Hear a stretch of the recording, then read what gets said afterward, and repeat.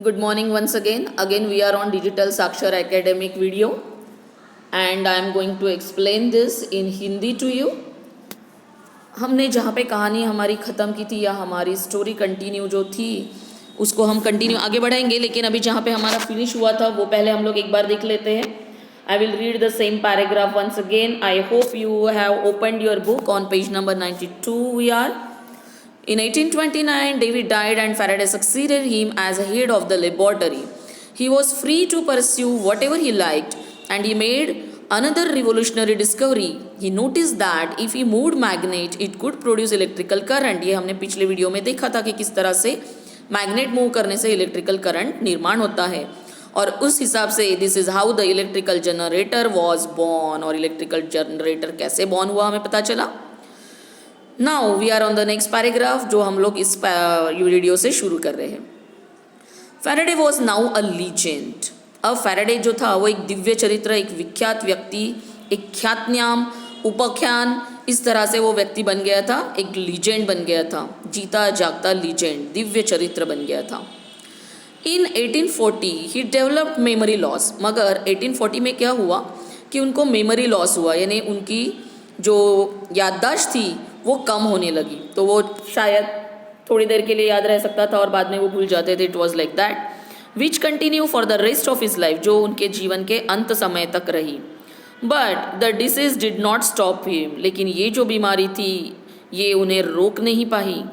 He persevered, starting a complicated experiment to prove that light was closely related to electricity and magnetism, a novel thought in those times.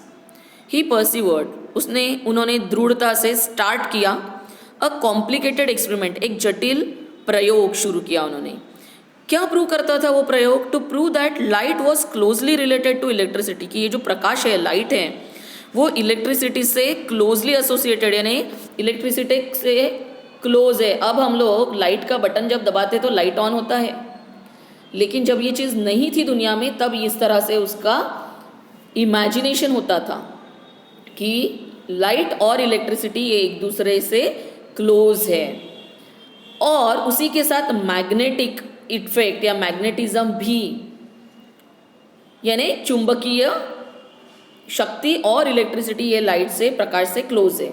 A novel thought in those time, उस वक्त पे ये novel, new विचार था, नया विचार था.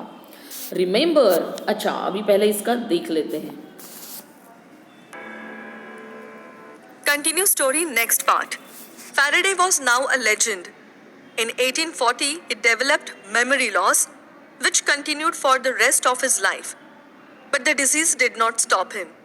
He persevered, starting a complicated experiment to prove that light was closely related to electricity and magnetism. A novel thought in those times. Yes. Remember that piece of Bavarian glass Faraday had kept on his shelf.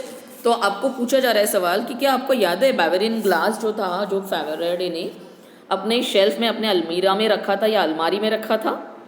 He was determined to convert the remainder of his first major failure to an instrument of great success.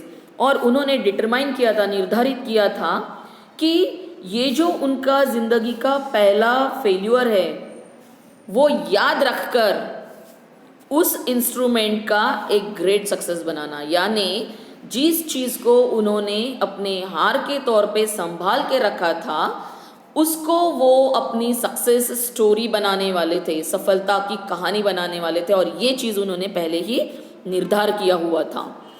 He used the same glass now to show that in the presence of a magnet, light could be isolated into a single wave rather than spreading out randomly in all directions, a concept called polarization. अब ये भी पूरा science है, कोशिश करूँगी मैं.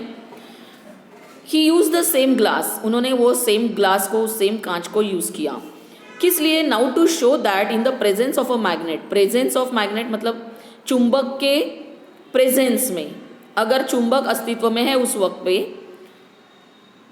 Present है, तो light could be isolated into a single wave. तो लाइट को सेपरेट किया जा सकता है, पृथक किया जा सकता है या अलग किया जा सकता है एक लहर में उस ग्लास के मदद से अगर वहाँ पे मैग्नेट प्रेजेंट है तो जो लाइट है, जो प्रकाश की किरण है, उसको सेपरेट करके एक लहर बनाया जा सकता है, rather than spreading out randomly in all directions। और अधिक उचित तरीके से ये कह सकते हैं हम कि ये जो लाइट है ये निरुद्देशता से इधर उधर फैलता है, इधर उधर उसकी किरणें जाती है, लेकिन अगर मैग्नेट वहाँ पे है तो इधर उधर उसकी किरणें नहीं जाती है, वो एक सिंगल रे में जाता है। समझा आप लोगों को? एंड इस कंसेप्ट को, इस संकल्पना को कॉल्ड पोलराइजेशन, इसे पोलराइजेशन कहते हैं। साइंस का वर्ड है, ऐसे ही याद रखिए इसे। आपको इन्फॉर्मेशन चाहिए, आप गूगल पे पोलराइजेशन चेक कर सकते हैं। हम जितना मैंने अभी बताया उतना सीखते हैं, Remember सुनते that हैं। piece of Bavarian glass Faraday had kept on his shelf? He was determined to convert the remainder of his first major failure to an instrument of great success. He used the same glass now to show that, in the presence of a magnet, light could be isolated into a single wave rather than spreading out randomly in all directions, a concept called polarization. Okay बच्चों, यहाँ पे बहुत अच्छे से आपको समझा कि एक वे से वो कैसा जाता है। सिर्फ उन्होंने रैंडमली नहीं दिखाया, यानी ऐसा स्प्रेड जब होता है लाइट तो वो नहीं दिखाया, तो इससे आपको और अच्छे से समझ में आया होगा। नेक्स्ट पैराग्राफ में समझा देती हूँ, फिर देखना है। He then took the age-old experiment of sprinkling iron filings on a sheet of a paper near a magnet, making circular patterns.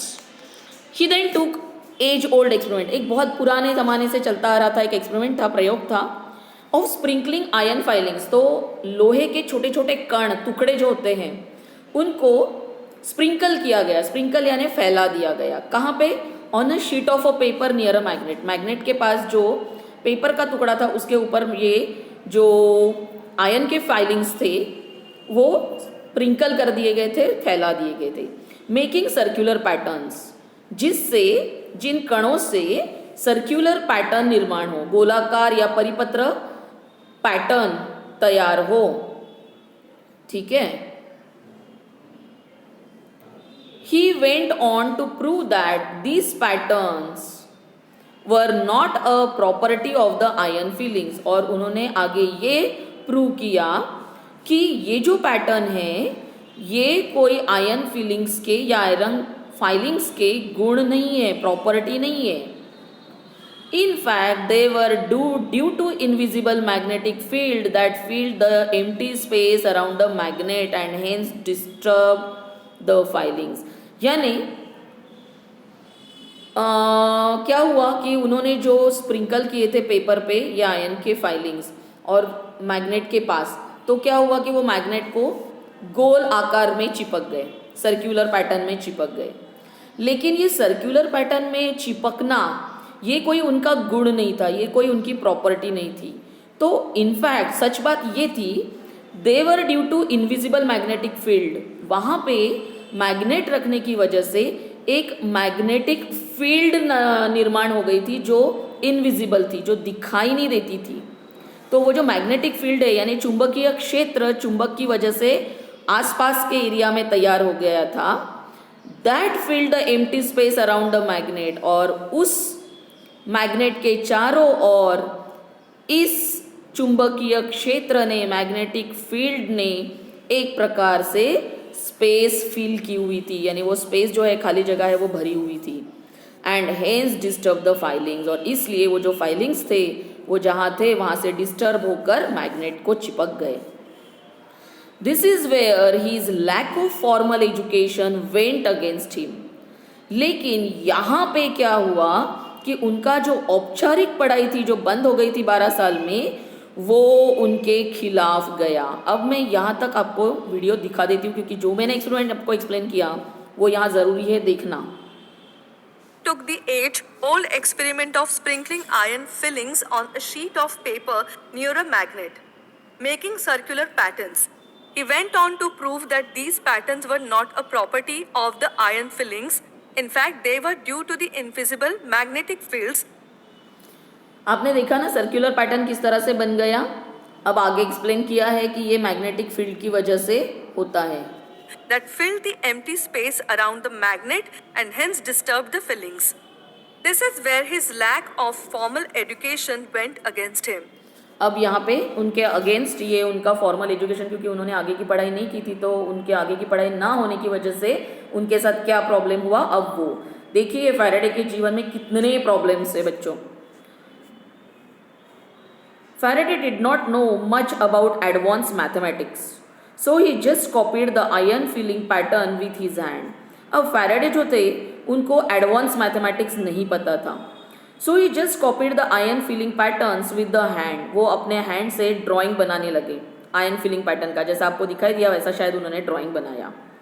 He was unable to explain them in the form of mathematical equation, और गणितीय समीकरण में mathematical equation में वो उसे explain नहीं कर पाए क्योंकि उनकी वो पढ़ाई हुई ही नहीं थी। He made hundreds of such drawings but without equations they were not accepted. उन्होंने हजारों ड्राइंग्स बनाए, हंड्रेड्स ऑफ ड्राइंग्स बनाए इस तरह के, लेकिन बिना समीकरण के, बिना मैथमेटिकल इक्वेशन के उसका किसी ने स्वीकार नहीं किया, जबकि वो बहुत बड़े साइंटिस्ट थे। Faraday did not know much about advanced mathematics, so he just copied the iron fillings patterns with his hand. He was unable to explain them in the form of mathematical equations. He made hundreds of such drawings, but without equations, they were not accepted. Fortune favored the Okay. Now next paragraph. Fortune favored the brave Faraday once again. एक बार फिर से नसीब ने उन्हें साथ दी। When he met James Maxwell, a wealthy, educated physicist, well versed in mathematics, और वो तब जेम्स मैक्सवेल से मिले और तब उनको नसीब ने साथ दिया। और ये जेम्स मैक्सवेल कौन था? एक वेल्दी, अमीर, एजुकेटेड, शिक्षित फिजिसिस्ट यानी भौतिक विज्ञान का शास्त्री था, वेल वर्स इन मैथमेटिक्स, और गणित में भी वो पारंगत था। तो ऐसे एक जेम्स मैक्सवेल नाम के व्यक्ति से फैराडे मिले। He was willing to work with Faraday, और मैक्सवेल जो था वो फैराडे के साथ काम करने के लिए रेडी भी था। It was Maxwell who translated Faraday's idea into a set of equations, और मैक्सवेल ने फैराडे की जो आइडिया थी रिलेटेड विथ मैग्नेटिज्म उसे इक्वेशन में ढाल दिया। That are now called Maxwell's equation. लेकिन इन इक्वेशंस को फैराडे के इक्वेशंस नहीं, मैक्सवेल के इक्वेशंस कहा जाता है। Their combined work has help us in many ways. इन दोनों का संयुक्त काम जो था, कंबाइंड वर्क जो था, उसने आज हमें बहुत ज़्यादा हेल्प की है। Electronics and communication system today are designed around their discoveries, और इन दोनों की जो डिस्कवरी संशोधन था उसके इलेक्ट्रॉनिक्स और कम्युनिकेशन जो है आज वो डिज़ाइन किया गया है। आज इलेक्ट्रॉनिक्स और कम्युनिकेशन एक बहुत बड़ी मात्रा में पूरी दुनिया में छा गया है। इसके थ्रू हम क्या नहीं करते हैं, रेडियो सुनना, गाने सुनना, मोबाइल से एक दूसरे से बात करना, उसके बाद में किसी और जगह पे कुछ मैच चल रही है, कोई न्यूज़ है, वहाँ न्यूज़ घर पे बैठे देखना। तो ये सारी जो क्रांति है ये इन दोनों के एक्सपेरिमेंट्स की वजह से हमें देखने को मिलती है। Someday we might even be able to communicate with aliens across different galaxies using the products of these discoveries. इस संशोधन से जो उत्पादन किए हुए प्रोडक्ट्स है उनका उपयोग लेकर हम किसी दिन दूसरी आकाश गंगा जो है, गैलेक्सीज जो है, वहाँ से हम एलियन से बात कर सकेंगे। नहीं, यहाँ से हम एलियन के साथ वहाँ पे बात कर सकते हैं इस इलेक्ट्रॉनिक्स एंड कम्युनिकेशन की हेल्प से। सुन लेते हैं। brave Faraday once again when he met James Maxwell, a wealthy, educated physicist well versed in mathematics. He was willing to work with Faraday. It was Maxwell who translated Faraday's idea into a set of equations that are now called Maxwell's equations. Their combined work has helped us in many ways. Electronics and communication system today are designed around their discoveries. Someday we might even be able to communicate with aliens across different galaxies using the products of these discoveries. Okay. Faraday's life started with difficulties, but as a great scientist he met each difficulty with perseverance and conviction. Faraday का जो जीवन था बच्चों वो बहुत difficulties से शुरुआत हुई थी उनकी, है ना, बहुत ज़्यादा प्रॉब्लम्स थे उनके लाइफ में, but as a great scientist he met each difficulty, लेकिन क्योंकि वो महान साइंटिस्ट थे इसलिए उन्होंने हर डिफिकल्टी से, हर मुसीबत से परसिवरेंस और कन्विक्शन के साथ मिले, यानी दृढ़ता और दृढ़ विश्वास के साथ वो इन सारी डिफिकल्टीज का सामना करते रहे और इसलिए वो ग्रेट बन सके। He was given impossible task which he undertook as challenges and opportunities. उनको ऐसी ऐसी चुनौतियाँ, चैलेंजेस दिए गए या ऐसे ऐसे अवसर मिले उनको, which he undertook as challenge and opportunities. Sorry, थोड़ा सा गड़बड़ है, फिर से सुनिए। He was given impossible task, उनको बहुत ज़्यादा असंभव कार्य दिए गए। विच ही अंडरटूक एज चैलेंजेस, जो उन्होंने चुनौती और अवसर के तौर पे स्वीकार किए।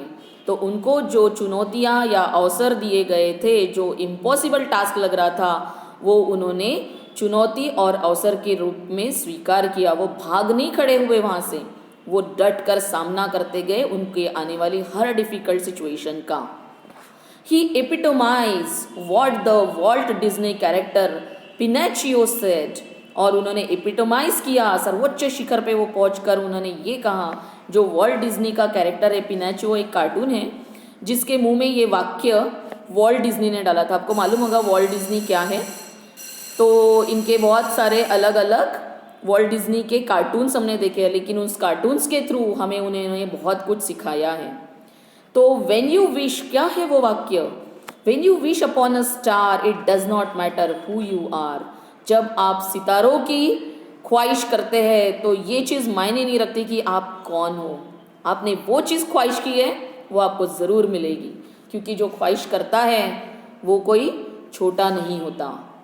His life started with difficulties, but as a great scientist, he met each difficulty with perseverance and conviction. He was given impossible tasks, which he undertook as challenges and opportunities. He epitomizes what the Walt Disney character Pinocchio said, "When you wish upon a star, it does not matter who you are." Okay, so सुन लेते हैं ये Then यहाँ how पे। was the great scientist's real life story? Ma'am, it is very inspiring. That's true. It really inspires in many ways. Yes, it is really very inspiring story. ये हमें प्रेरणा देती है आगे बढ़ने के लिए, और हम भी ऐसे डिफ़िकल्टीज से डरने नहीं चाहिए और आगे बढ़ते रहने चाहिए। यही कहानी है यहाँ पे, और आई होप आपको ये लेसन पढ़ाया या सुनने के बाद बहुत अच्छा लगा होगा। और ये लेसन जो है उसको आप थोड़ा सा बार बार इसलिए पढ़िए क्योंकि इसमें थोड़ा साइंस भी है, और मैं साइंस की टीचर नहीं हूँ, पर मैं भी खुद थोड़ा बहुत एक्सप्लेनेशन करने में गड़बड़ की होंगी, बट आई होप आपको समझ में आया होगा। फिर से एक बार सुनेंगे, फिर से एक बार पढ़ेंगे तो आपको बहुत अच्छे से ये लेसन समझेगा। यहाँ पे हमारा लेसन कंप्लीट हुआ। हमारा नेक्स्ट वीडियो जो है वो क्वेश्चन आंसर्स पे रहेगा। Okay, till today